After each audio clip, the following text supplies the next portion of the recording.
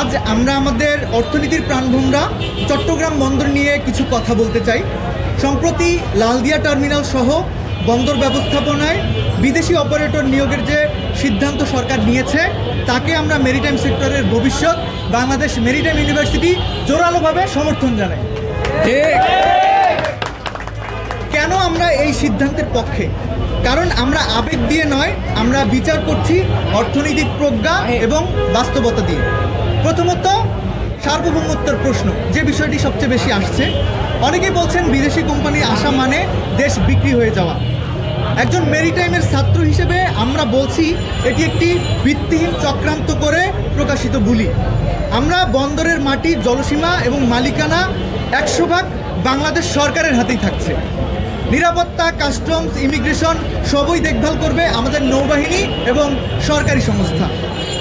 বিদেশি অপারেটররা শুধু কারিগরি সেবা দেবে এবং লজিস্টিক্স পার্টনার হিসেবে কাজ করবে। আমরা শুধু ঘর গোছানোর জন্য দক্ষ লোক নিয়ে আসছি।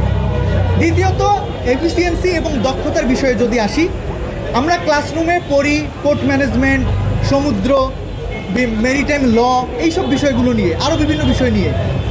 বর্তমানে সনাতন পদ্ধতিতে আমাদের বন্দরে একটি জাহাজ খালাস করতে 7 থেকে 12 দিন পর্যন্ত সময় লেগে যায়। অথচ আধুনিক গেন্ট্রিকেন অটোমেশন প্রযুক্তি ব্যবহার করে বিদেশি অপারেটররা এই কাজ 18 থেকে 24 ঘন্টার মধ্যেই করে ফেলতে পারে।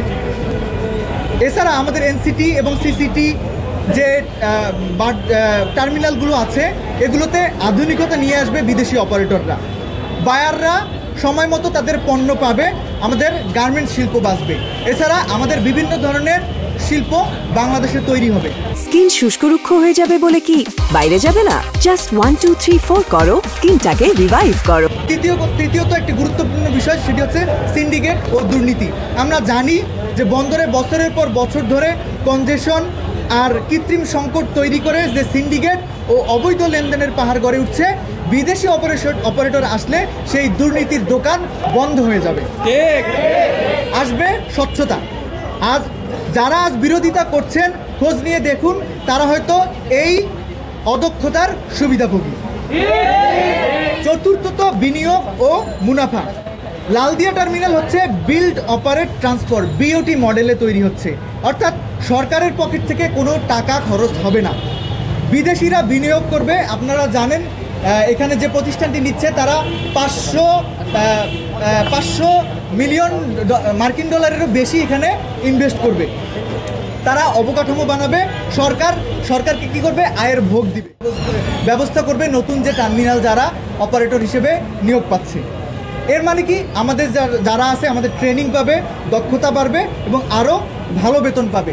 এবং সবচেয়ে বড় যে বিষয়টা, বাংলাদেশে মেরিটাইম এই যে ইউনিভার্সিটি আছে, এই ইউনিভার্সিটিতে পোর্ট অ্যান্ড শিপিং ম্যানেজমেন্ট থেকে শুরু করে আইন এবং সমুদ্র, ফিশারিজ, এই বিভিন্ন বিষয়গুলো যে পড়া হয়, তারা এই জায়গাগুলোতে কাজ করার সুযোগ পাবে। যেখানে বাংলাদেশে এই যে একটা ডাবল মডেল, অর্থাৎ একটা কম্বাইন্ড একটা মডেলের মাধ্যমে বাংলাদেশের যারা শিক্ষার্থী আছে, বাংলাদেশের যারা কর্মসংস্থানের যারা লোকজন আছে, তারা কাজ করার সুযোগ পাবে। সর্বোপরি ফাইনালি যেটা কথা, অন্তর্বর্তীকালীন সরকারের প্রতি আমাদের উদাত্ত আহ্বান, কোনো অপপ্রচার বা স্বার্থবাদী সিন্ডিকেটের চাপের কাছে নতি স্বীকার না করে বিশ্বমানের বন্দর গড়তে এই সংস্কার কাজ দ্রুত বাস্তবায়ন। আমরা সাধারণ শিক্ষার্থীরা আপনাদের পাশে আছি এবং আমরা যেহেতু আমাদের বর্তমানে একটা অবস্থান আপনাদের সামনে তুলে ধরলাম।